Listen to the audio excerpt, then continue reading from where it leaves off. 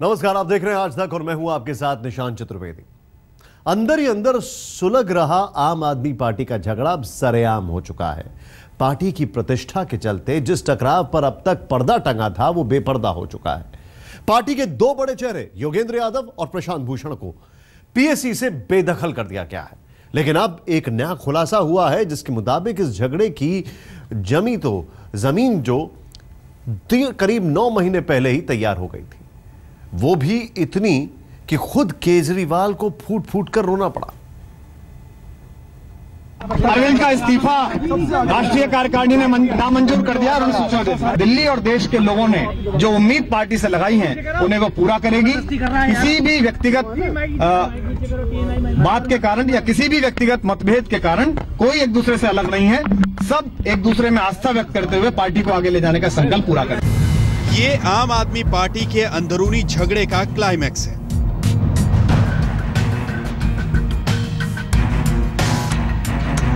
वो झगड़ा जो चिंगारी की शक्ल में 9 महीने से पार्टी के भीतर सुलगता रहा और अब शोले की शक्ल में दुनिया के सामने है।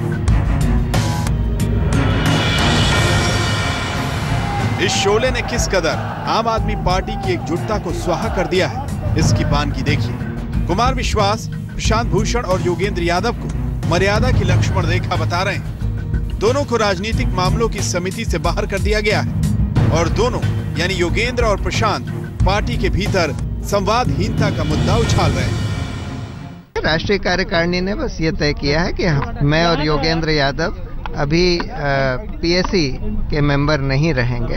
कोई जिम्मेदारी और दी गई है, ऑल्टरनेटिव जिम्मेदारी? वो सब बाद में तय होगा, वो सब मेजॉरिटी। मुझे केवल इतना ही कहना है कि राष्ट्रीय कार्यकारिणी में बहुमत से जो फैसला हुआ है उसकी आधिकारिक घोषणा अभी राष्ट्रीय कार्यकारिणी की तरफ से आधिकारिक प्रवक्ता करेंगे। उसकी घोषणा करने के लिए मैं अधिकृत नहीं हूं। मैं केवल इतना कहना चाहता हूं कि आम आदमी पार्टी इस देश के हजारों हजार कार्यकर्ताओं के खून पसीने से बनी हुई पार्टी है। ये पार्टी देश में न जाने कितने लोगों की आशा का पुंज है और चाहे जो हो ये आशा नहीं टूटनी चाहिए। ये आज की हकीकत है। खुद को दूसरों से अलग बताने वाली और राजनीति को मिशन मानने वाली आम आदमी पार्टी की सियासत उसी संक्रमण का शिकार हुई है जिससे दूसरे दल 2-4 होते रहे हैं। लेकिन ये सब एक दिन में नहीं हुआ। इसकी बुनियाद 9 महीने पहले तब पड़ी जब लोकसभा चुनाव में पार्टी की करारी शिकस्त हुई। तब केजरीवाल पर पार्टी के अंदर और बाहर ऐसे तीखे और तेज हमले हुए कि केजरीवाल जैसा मजबूत शख्स भी टूट गया था। आखिर ऐसा क्या हुआ जिसने केजरीवाल जैसी मजबूत शख्सियत को भी फूट फूट कर रोने को मजबूर कर दिया? क्यों फूट फूट कर रोए केजरीवाल? क्या इसकी वजह सिर्फ लोकसभा में करारी हार की हताशा थी? क्या इसकी वजह केजरीवाल पर हो रहे चौतरफा हमले थे या फिर केजरीवाल को पार्टी के भीतर अपनों के हमलों ने तोड़ दिया था? आपको केजरीवाल के फूट फूट कर रोने की कहानी बताएंगे। फिलहाल आपको इतना बता दें कि ये जून 2014 का वाकया है। मौका लोकसभा चुनाव की हार के बाद राष्ट्रीय कार्यकारिणी की बैठक का है। इसी बैठक में माहौल कुछ ऐसा बना कि केजरीवाल की आंखें बेकाबू हो गई। आशुतोष ने अपनी नई किताब the crown Prince, the gladiator and the hope में इस दिन के वाकये का जिक्र किया। आशुतोष की जुबानी उस दिन की कहानी सुनिए। अचानक अरविंद जी को क्या हो गया? क्योंकि अरविंद जी की जो छवि थी वो एक निहायत ही तेज तर्रार, बहुत ही मजबूत आदमी की छवि थी और यहाँ तस्वीर बिल्कुल अलग थी। हम सब लोग सन्नाटे में आ गए। मैं फौरन उनके पास गया और उनको संभालने की कोशिश की, लेकिन वो बिल्कुल संभल नहीं पाए और 10 मिनट के अंदर कम से कम 3 बार वो बिलख बिलख कर रोए थे। उस दिन केजरीवाल इस हद तक हताश थे कि उन्होंने सियासत को अलविदा कहने का मन बना लिया था और उन्होंने कहा कि मैंने अपनी नौकरी छोड़ी, मैंने मुख्यमंत्री का पद छोड़ा, मैंने अंबानी के खिलाफ लड़ाई लड़ी, मैंने नरेंद्र मोदी के खिलाफ लड़ाई लड़ी, मैंने पूरी सरकार के खिलाफ लड़ाई लड़ी, मैं यहां अपनी पार्टी के वरिष्ठ नेताओं के खिलाफ लड़ने के लिए नहीं आया हूं, और अगर मुझे अपनी पार्टी के वरिष्ठ नेताओं के खिलाफ अगर लड़ना हुआ तो मैं घर बैठना पसंद करूंगा। जून 2014 और फरवरी 2015 के केजरीवाल का फर्क आपके सामने है। केजरीवाल ने हार की हताशा को जीत की कहानी में तब्दील करने का करिश्मा कर दिखाया। लेकिन अगर आशुतोष का दावा सही है तो सच ये भी है कि आम आदमी पार्टी में केजरीवाल के खिलाफ असंतोष की सुगबुगाहट काफी पहले से शुरू हो गई थी, जिसका अंजाम प्रशांत भूषण और योगेंद्र यादव को पीएसी से बाहर किए जाने की शक्ल में अब सामने आया है। संजय शर्मा, दिल्ली, आज तक। जिस बैठक का जिक्र आशुतोष कर रहे हैं, आखिर उस बैठक में हुआ क्या? आशुतोष का कहना है कि उस बैठक में केजरीवाल पर तीखी टिप्पणी हुई, वो भी इस कदर कि केजरीवाल जैसा शख्स भी जज्बाती होने से खुद को रोक नहीं पाया। आइए देखिए उस बैठक की पूरी कहानी। तारीख 6 जून, जगह जंगपुरा, दिल्ली, प्रशांत भूषण का घर। आशुतोष की माने तो वो तारीख थी 6 जून की। प्रशांत भूषण के घर राष्ट्रीय कार्यकारिणी की बैठक बुलाई गई थी। ये वो वक्त था जब लोकसभा चुनाव में आम आदमी पार्टी की करारी शिकस्त हो चुकी थी। केजरीवाल के राजनीतिक कैरियर के असामयिक निधन का मरसिया लिखा जा रहा था। योगेंद्र यादव केजरीवाल के कामकाज के तरीके पर बगावती खत लिख चुके थे। यहां तक कि कार्यकारिणी की सदस्यता को छोड़कर बाकी तमाम पदों से इस्तीफे की पेशकश भी कर दी थी। इसी बैठक में केजरीवाल बोलने के लिए खड़े हुए, लेकिन जुबान की जगह आंसुओं की धारा बह निकली। लोकसभा चुनाव में बुरी तरीके से हार हुई थी। अरविंद को जेल जाने की नौबत आई थी। शाजिया इल्मी ने इस्तीफा दे दिया था और योगेंद्र भाई ने चिट्ठी लिखी थी। उसके बाद ये इमेज बनाने की कोशिश की गई थी कि पार्टी के अंदर अंदरूनी लोकतंत्र नहीं है।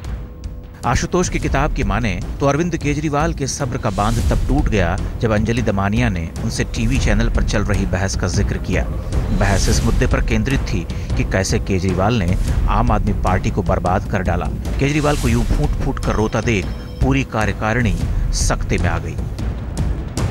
सारे लोग सन्नाटे में आ गए।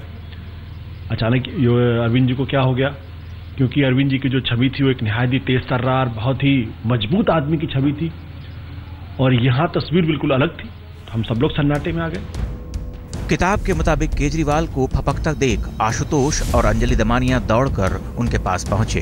केजरीवाल की ऐसी हालत देखकर दमानिया के सब्र का बांध भी टूटा। उन्होंने चीखते हुए कहा, हमें खुद पर शर्मिंदा होना चाहिए। इस शख्स ने हमें इतना कुछ दिया, बदले में हमने उसे क्या दिया? थोड़ी देर बाद केजरीवाल ने खुद को संभालने की कोशिश की। किताब की माने तो रुंधे गले से केजरीवाल बस इतना बोल पाए, मैंने नौकरी और तमाम सुख सुविधाएं सिर्फ पार्टी का संयोजक बनने के लिए नहीं छोड़ा। मुझे पद नहीं चाहिए, कृपया किसी और को संयोजक बना लीजिए। सामाजिक आंदोलनों से निकले केजरीवाल को रोता देखना पार्टी के सहयोगियों के लिए हैरान करने वाला अनुभव था। केजरीवाल के इस अंदाज ने बैठक का माहौल ही बदल दिया। सब के सब केजरीवाल को संभालने में लग गए। अपनी सीट से उठकर प्रशांत भूषण भी केजरीवाल के पास आए। आम आदमी पार्टी में आंतरिक लोकतंत्र के अभाव की बात करने वाले एडमिरल रामदास ने भी केजरीवाल को सांत्वना दी। आशुतोष ने पानी का गिलास बढ़ाया। कुछ देर बाद केजरीवाल ने खुद को संभाला, लेकिन बैठक आगे नहीं बढ़ पाई। 6 जून की वो बैठक बिना किसी चर्चा के खत्म हो गई। बैठक के बाद तमाम नेता चुप्पी साधे देर तक यूं ही बैठे रहे। बाहर मीडिया वाले खड़े थे और अंदर रुआसी आंखों से पार्टी के तमाम नेता कैमरे का सामना करने को तैयार नहीं थे। पार्टी की इस वाकये ने ये बात साफ कर दी थी कि आम आदमी पार्टी के अंदर का झगड़ा नया नहीं, काफी पुराना था। कैमरामैन दिनेश लाल के साथ सिद्धार्थ, दिल्ली, आज तक। यानी बगावत के बीज 9 महीने पहले ही पड़ चुके थे, वो भी इतने गहरे कि इसे बरगद बनने में ज्यादा वक्त नहीं लगा। आज उसी का नतीजा है कि पूरी आम आदमी पार्टी टकराव की मुद्रा में दिख रही। जाने कितने लोगों की आशा का पुंज है और चाहे जो हो, ये आशा नहीं टूटनी चाहिए, ये आशा बनी रहनी चाहिए। और मैं पार्टी के एक अनुशासित कार्यकर्ता की तरह पार्टी मुझे जो आदेश देगी, मुझे जो भूमिका देगी, वो मैं पूरी तरह से निभाने की कोशिश करूंगा। जब भी केजरीवाल से टकराव पर सवाल होता है, योगेंद्र यादव मतभेद और मनभेद के फर्क की बात करते हैं, लेकिन आशुतोष की किताब कुछ और ही इशारा करती है। आशुतोष की माने तो 9 महीने पहले कार्यकारिणी की बैठक में केजरीवाल को फूट फूट कर रोना पड़ा, तो इसकी एक बड़ी वजह योगेंद्र यादव का मुखालफत से भरा खत भी था। अब इसे संयोग कहें या कुछ और कि ये किताब उस वक्त आई है जब योगेंद्र यादव और प्रशांत भूषण की सियासी महत्वाकांक्षा पर सवाल उठ रहे हैं। दोनों तरफ से दलीलें दी जा रही हैं। योगेंद्र यादव और प्रशांत भूषण को पीएसी से बाहर का रास्ता दिखाया जा चुका है और केजरीवाल खेमा इसका औचित्य भी बता रहा है। इसी कड़ी में आशुतोष की किताब आई है और खुद आशुतोष एक कदम आगे बढ़कर प्रशांत भूषण की पार्टी निष्ठा पर निशाना साध रहे हैं। हकीकत का सवाल पीछे छोड़ दें तो भी इतना मानने में तो किसी को गुरेज नहीं होना चाहिए कि आम आदमी पार्टी का अंदरूनी झगड़ा अब तमाम सियासी शिष्टाचार को पार करते हुए खुली सतह पर आ चुका है। वो गलत हम सही का दौर चल रहा है। इसी सिलसिले में अब योगेंद्र प्रशांत के पक्ष में भी आवाज उठ रही है। क्या होगा इस संघर्ष का अंजाम? दूसरे दलों में हार के बाद हाहाकार मचती है, यहाँ जीत के बाद महाभारत है और इस महाभारत का नायक इलाज कराने दिल्ली से दूर जा चुका है। सवाल यही है कि पार्टी के झगड़े का खात्मा दिल्ली से कितनी दूर है। आज तक ब्यूरो। सबकी निगाहें अब अरविंद केजरीवाल पर टिकी हैं, जो इलाज के लिए इस वक्त बेंगलुरु में हैं। केजरीवाल ने खुद को इस झगड़े से अलग कर रखा है, किनारे कर रखा है, लेकिन दिल्ली से मुंबई तक महाभारत मची हुई है। दिल्ली की जनता ने मुझे प्यार दिया है, दिल्ली की जनता ने मुझ पे विश्वास किया है। मैं 5 साल तक दिल्ली में रहकर केवल और केवल दिल्ली की जनता की सेवा करूंगा। और टीम केजरीवाल का टकराव कितना पुराना है, इसकी बानगी है केजरीवाल का ये ऐलान।